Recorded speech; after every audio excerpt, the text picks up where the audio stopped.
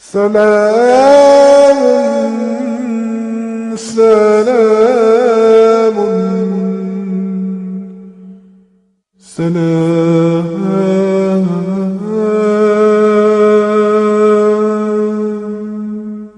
We made peace a symbol of ours. In the name of peace we gather here now. Oh Lord, please make these days of ours.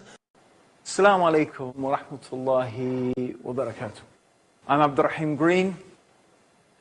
You're joining me for the proof that Islam is the truth. And today I'm going to be talking to you about the stories of those people who heard the Quran.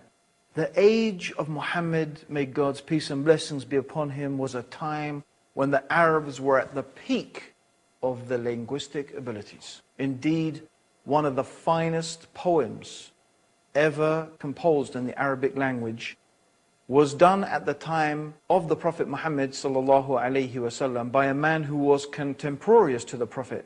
His name was Labaid ibn Rabia. And his poem, when it was recited at the marketplace at Uhaz, caused the Arabs to prostrate before him in admiration. And when this same Labaid began to hear the verses of the Quran, he embraced Islam and gave up poetry altogether. When he was once asked to recite some poetry, he said, "What? Poetry after the Quran?" Indeed, many of the Arabs entered Islam just from hearing the Quran because they knew that it was conclusive proof of its divine origin. They knew no man could produce the like of the Quran and its eloquence. You see, the challenge of the Quran was not to produce, as some people might suppose, an amazing piece of literature like Shakespeare or Shelley or Keats or Homer or any of these great literasts. No. The challenge of the Quran was something much more fundamental. Because the Quran differed in its very structure. The very structure of the Quran was different from anything that had preceded before it in the Arabic language. And you see, in the Arabic language, poetry falls into 16 different bihar. The word bihar means sea. Why? Because each poem moves according to a different rhythmic pattern. And then, of course, they have the speech of the soothsayers, and they have prose, and they have rhymed prose, and normal speech. So these are the forms of the Arabic language, yet the Quran, although it seemed to reflect some of those forms, it was none of them. It was unique. It was not like anything the Arabs had ever heard before. It did not fit into any of those categories, yet at the same time, it made sense, more than sense. It was the peak of eloquence. And this is what made the Quran inimitable. And so the Arabs, the pagan Arabs, who when they heard this message of the Prophet Muhammad, may God's peace and blessings be upon him, the message that they should give up the worship of all the created things. They should not worship idols, they should not worship people, they should not worship each other. Rather, they should pray to and worship only the one God. This was the message of Muhammad, and this was the message of all of the prophets. When they heard this message, many of them did not like what they were hearing. They started to rebel. Mostly the rich and the powerful people, because in their mind, it was challenging their self-interest. The Kaaba was the center of pilgrimage for all the people in Arabia. They used to come to the Kaaba, and the tribe that was in charge of the sacred precincts around the Masjid al-Haram, the sacred mosque, the Kaaba and its surroundings, was known as the Quraysh, and they were the most respected tribe in Arabia at the time. Indeed, the Prophet Muhammad sallallahu alaihi wasallam, may Allah's peace and blessings be upon him, himself was from the Quraysh. The Quraysh was a large tribe, and the Prophet sallallahu alaihi wasallam was from Bani Hashim, which was a sub-tribe of the tribe of the Quraysh. However, the Quraysh collectively were in a state of despair about this message of the Prophet Muhammad. How can he make all the idols into one God? How can he make all of these into the worship of the one God? They imagined that if this happened and the idols were removed and the Kaaba was only to worship one God, who would come to the Kaaba? Who would come to Mecca? Who would perform pilgrimage? Actually, really what they had in their mind was their own material self-interest, not truth, not the reality of whether Muhammad was a prophet or not. This is not what they were interested in. In fact, one of the uncles of the Prophet Muhammad, he said, look, your tribe has looked after the pilgrims and our tribe looked after the pilgrims. Your tribe did this good action and our tribe did this good action. Now you say you are a prophet? How can we compete with this? In other words, he was admitting that his refusal to follow Islam was based purely upon his tribal allegiance. What a stumbling block to truth. What a disastrous path they were following. So they got together. What are we going to do? How are we going to combat this Quran, this amazing speech that enticed, that enchanted its listeners? So Alqamah ibn Abdul Manaf, he said in a gathering of the Quraysh leaders, O Quraysh, a new calamity has befallen you. When Muhammad was a young man, he was the most liked among you, the most truthful in speech and the most trustworthy, until when you saw the gray hairs on his temple, he brought you his message. You said, he's a sorcerer, he's a magician. But he is not. For we have seen such people and their spitting and their knots. You said he was a soothsayer. But we have seen those people and their behavior, and we have heard their rhymes. And you said he's a poet. But he's not a poet. For what we know every type of poetry. You said he was possessed. But he's not possessed. We've seen the possessed people, and he shows no signs of their gasping and whispering and delirium. O men of Quraysh, look to your affairs, for by Allah, a serious thing has befallen you. Well, the Quraysh didn't know what to say. They tried all types of different things. They called the Prophet a soothsayer. They called him a magician. They called him a poet. They called him possessed. But none of these things were sticking. People didn't believe it because when they met the Prophet Muhammad, they knew that he wasn't like any of those things. So what they decided was that they were going to tell the people the magic of his speech turned a man away from his father, wife, brother, family, and tribe. This is what they said. And of course, in a sense, that was true. In a sense, the message that there is nothing worthy of worship except the one God was something very revolutionary, very different. It was something that separated the people who worshipped the one God from the people who worshipped others than the one God. So this is their claim. This is what they decided to say. The magic of his speech turned a man away from his father, his brother, his wife, his family. And then Abu Lahab. Abu Lahab was one of the uncles of the Prophet Muhammad sallallahu alaihi wasallam. And Abu Lahab would wait on the roadways into Mecca in the Hajj season. Now the Hajj is the pilgrimage, the annual pilgrimage. And that Hajj has been going on for thousands of years. Even before the time of the Prophet Muhammad, the Arabs used to make Hajj to Mecca. But the Hajj had become corrupted with idol worship over the years.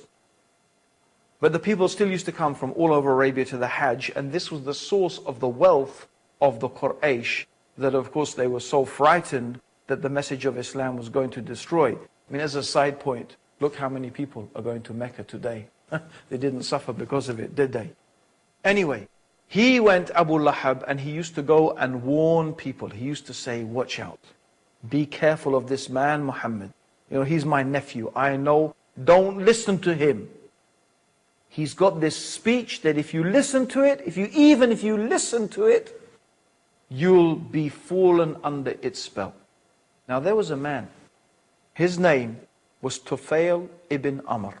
Now Tufail was the chief of the Daws tribe. He was the chief of a whole tribe. And he himself was a very distinguished poet.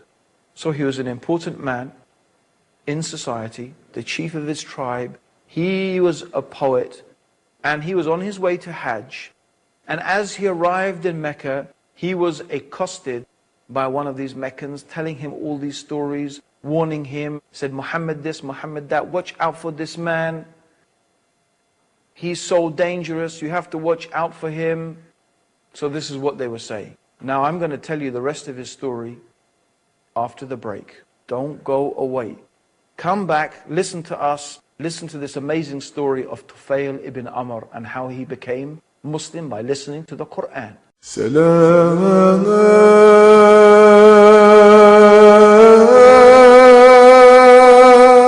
Assalamu alaikum everyone, welcome back to The Proof That Islam is the Truth. And today we're talking about the stories of those people who heard the Quran and how it influenced them and affected them.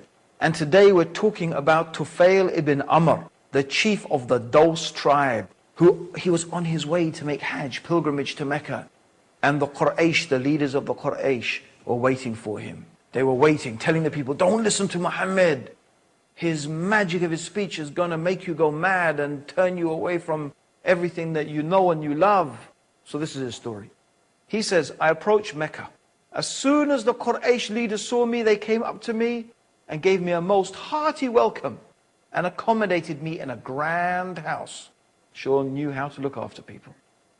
Their leaders and notables then gathered and said, O Tufail, you have come to our town, and this man, he claims he's a prophet, has ruined our authority. Notice, he's ruined our authority and shattered our community. We are afraid that he would succeed in undermining you and your authority and your community, just as he has done with us. Don't speak to the man. On no account listen to anything he has to say. He has the speech of a wizard, causing division between father and son, between brother and brother, between husband and wife.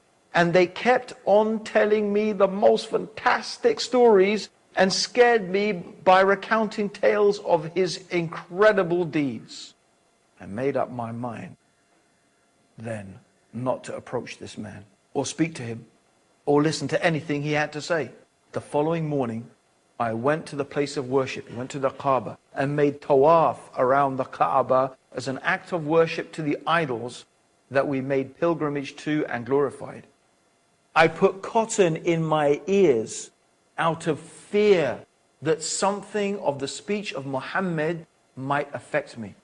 As soon as I entered the place of worship, I saw him standing near the Kaaba. He saw the Prophet Muhammad standing near the Kaaba. He was praying in a fashion which was different from our prayer. His whole manner of worship was different. The scene captivated me.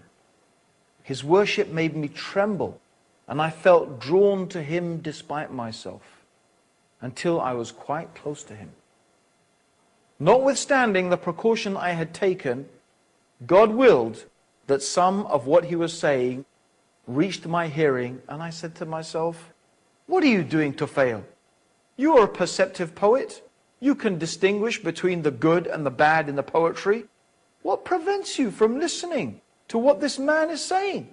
If what comes from him is good, accept it. And if it's bad, reject it.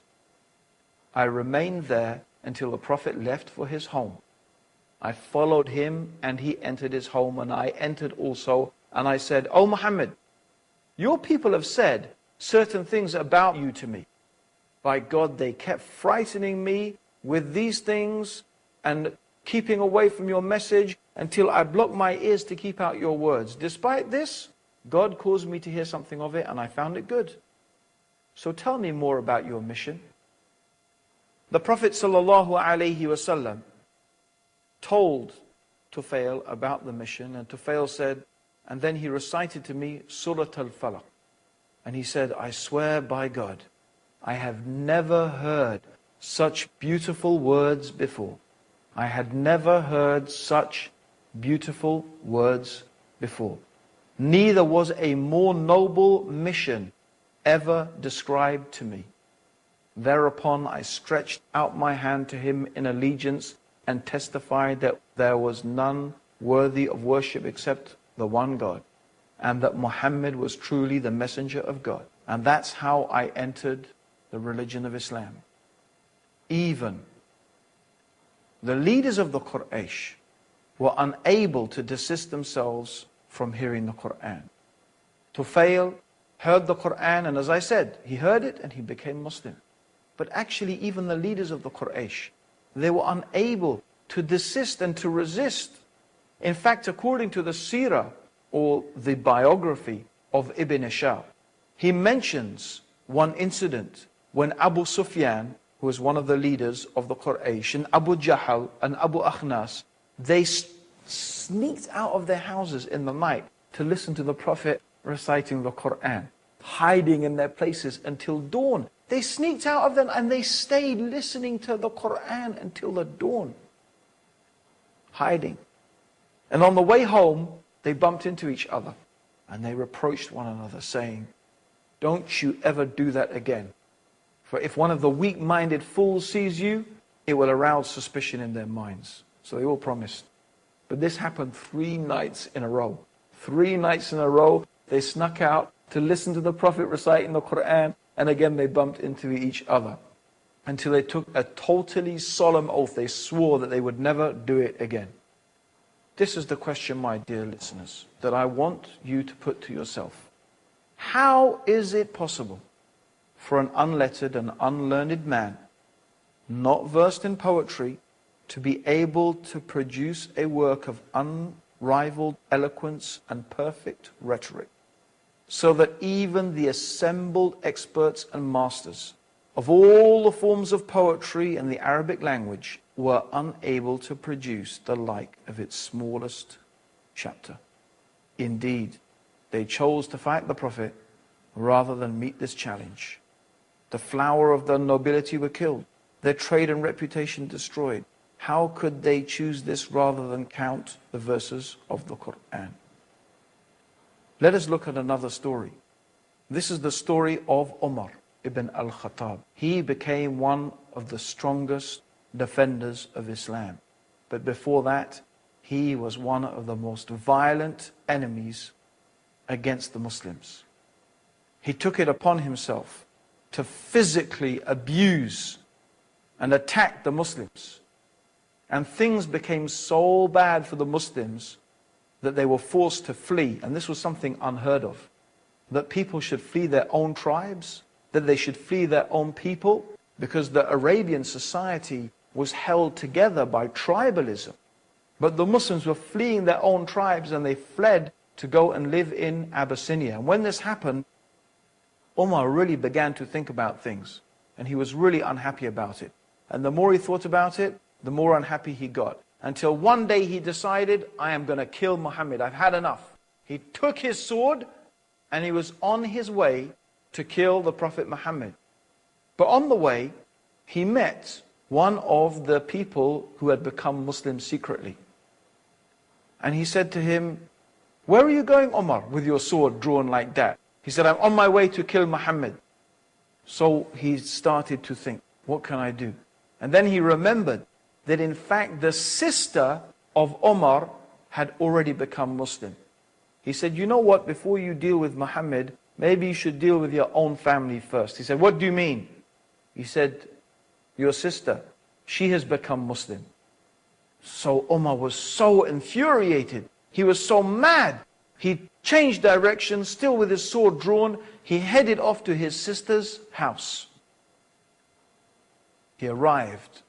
And when he got to the door, he heard a noise that he had not heard before. He smashed down the door And there he found his sister and her husband reading something. She jumped up and he hit his sister and she fell on the floor and started to bleed. The sister of Omar said, okay, I have become Muslim. Do what you like with me, kill me, I don't care. I've become Muslim, so what?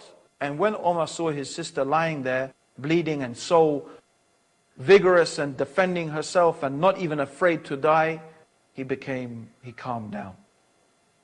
He said, my sister, what is that you are reading? She said, they are the verses of the Quran, the speech of God, the words of Allah. He said, let me see it. She said, no, not until you wash yourself first. So she made Omar wash his hands so he could not touch the paper of the Quran without washing himself. And then he sat down and he began to read. And as he read, and as he read, and as he read, the Quran began to enter his heart.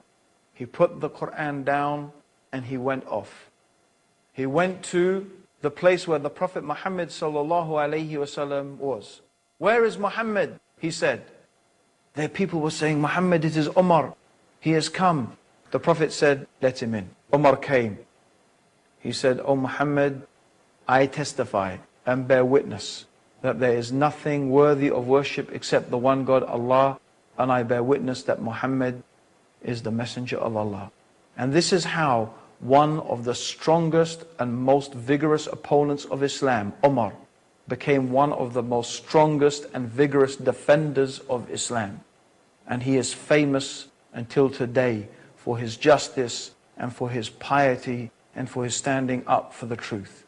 It's another story of another person who embraced Islam just from hearing the beautiful words of the Quran. How much more do you need in order to be convinced that Islam is the truth? You need to hear more stuff? Well, there is more. Join us in our next episode for more amazing evidences of the divine origin of the Quran and for the proof that Islam is the truth. Until then, Assalamu alaikum wa rahmatullahi wa barakatuh. Salam.